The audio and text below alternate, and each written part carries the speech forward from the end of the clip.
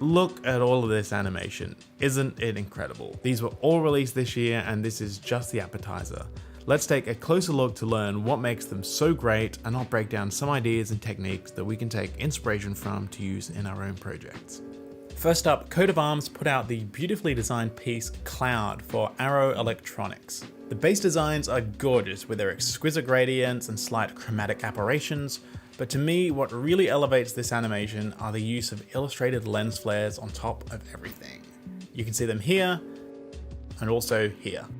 Now these sort of subtle details I absolutely love. They are using the language of cinema, light captured through a lens and through a sensor in a way that we don't really see with our eyes, and that there's not really a need to put in the animation. But it gives us the feeling that it's cinematic, that it's an actual world being captured and we're seeing that world through these lenses, not 2D shape layers moving around in After Effects, which behind the amazing design and the amazing direction is what this is. There's also something really clever going on with the animation. The main motion throughout the whole piece is one long uncut camera movement backwards, which speeds up during transitions and slows down to show each scene. This makes it hard to look away because there's no actual breaks. It's one scene that's continually evolving, so we don't want to miss anything. The animated equivalent of a wanna. The one long continuous take you'll recognize from some of your favorite films. Also, I want to give a quick plug to the art director of Cloud, Haewon Shin, whose Instagram account is just continuously inspiring. Just look at this stuff.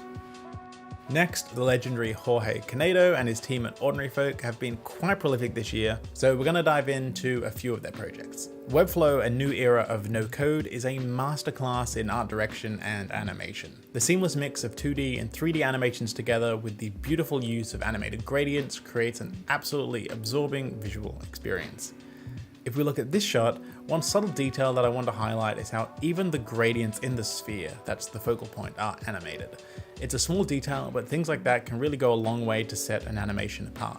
One way to accomplish something like this in After Effects is to create some shapes, animate them, add a Gaussian blur so they meld together, pre-comp all of this, and then add a circular mask with a few layer styles like inner shadow, gradient, or inner glow on top. I also want to highlight one of the designers for this piece, Nudia Bork, who I recently discovered on Instagram and love her vibrant, detailed, illustrative style. I also want to show Ordinary Folk's intro video for Spline. When I first watched this piece, I thought to myself, well self, it looks like Ordinary Folk have done it again.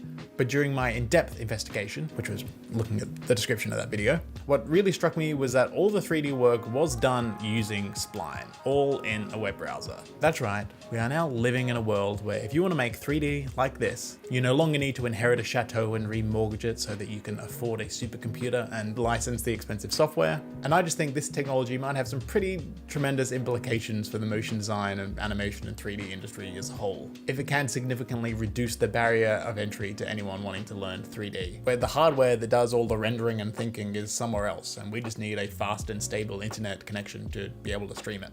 And the last piece I want to show quickly by Ordinary Folk is this piece called Minima, which has all of the top of class animation that we would expect from Ordinary Folk by now, but also some of the best texture work that I've seen in animation. Now, of course, I love texture. It's a great way to make animations created on the computer feel more visceral and handmade. Here, just look at how texture makes the thin, precise strokes of these computer calculated paths feel so warm and uneven. It's a delight to see it used so heavily here.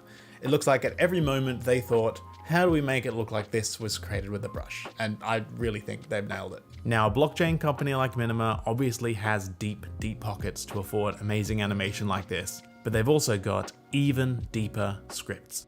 The promise was freedom, and it was called blockchain. Freedom is possible, more equitable than anything that's ever been imagined. We're building the blockchain that was meant to be. Minima is the blockchain that can change the world, and it's about to be yours. Minima, the evolution will not be centralized.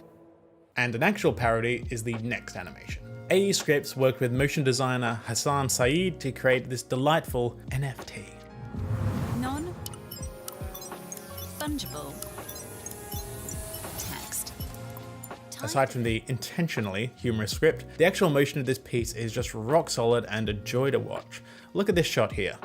The easing on the bounce of this ball feels completely natural but still has personality, and I really like the choice to use smears.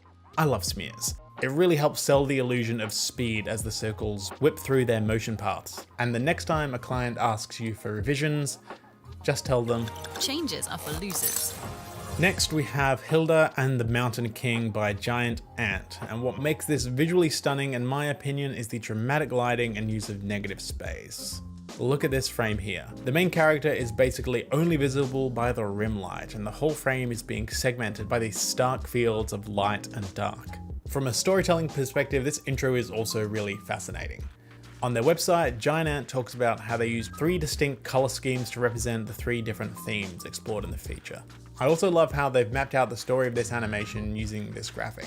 I think creating something like this, or even just thinking about your animation like this, is a great way to get perspective on what you're working on. Too often when we're in the trenches actually creating, designing, animating, and we're covered in keyframes from the man standing next to us, it can be hard to see the bigger picture and see the overall narrative and lose focus of that while we're working so hard on the little details. So thinking of a project holistically like this, even with a graphic or not, might be useful. They also go into how they even explored using 3D at first, but ended up doing everything in 2 and 2.5D because it was just a better fit. I will link to the project on Giant Ant's site in the description as well if you want to learn more. Now this series of 1-minute accurate S-type episodes in an anime style by The Line was one of my favorite commercial projects so far this year. Just watching this without context, the animation and storytelling is so high quality, I had to Google whether it was an actual show or not.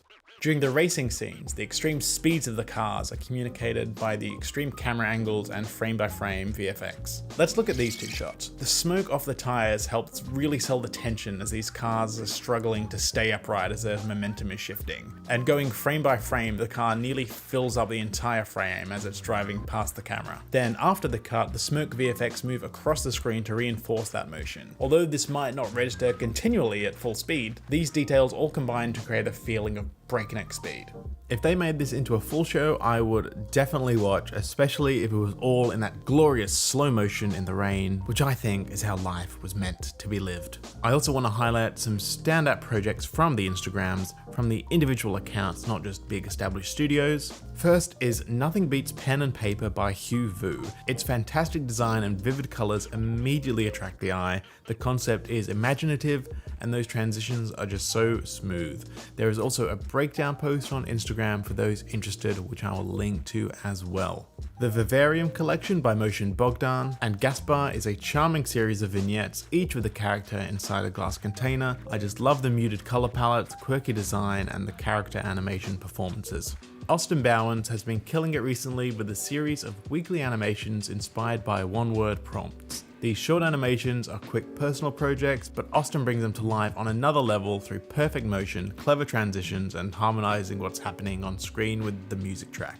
And if you're curious about his process, check out his YouTube channel, which has live streams of him creating the latest of these posts from start to finish. I just love what he's doing there. And these style frames that Amanda Osif posted to her Instagram, inspired by Dr. Martin's Tough As You, blew me away. Look at how exaggerated the perspective is. This, combined with the rough but precise line work and the simple bold color palette, is what makes these frames so impactful. I think we can get trapped in vector programs like Illustrator, just making straight front on or straight profile side view just because it's easier and it's quicker. But there is so much energy to these poses and the compositions that it makes me want to quit Illustrator and just make big bold arcs drawing straight from my shoulder to make something more impactful. There's also quite a lot of insight into her process creating these on her website, which will be linked to as well. Now the last pieces I want to highlight are collaborations. The Infinite Journeys collaboration by Clinton Jones's Punisher community simply blew me away.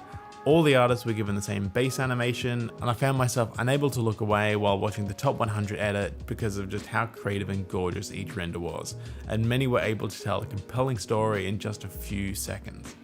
Last is the Bounce collab, which I had the honor to contribute to. We were all given a template file with the basic bounce to use. I love seeing how each of the 20+ animators made it their own. Because the bounce motion of each piece is the same, the final project ended up being a series of smooth match cuts, which are relatively easy transitions to make that can add a clever layer of sophistication to the animations.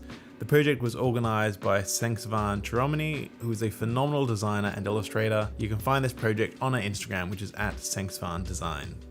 It was extremely difficult to pare down the list for this video, so please let me know in the comments what you think have been some of the best motion designs and animation pieces so far this year. And to learn more about the match cut technique used brilliantly in so many of these videos, you should check out this next video. I'll see you there.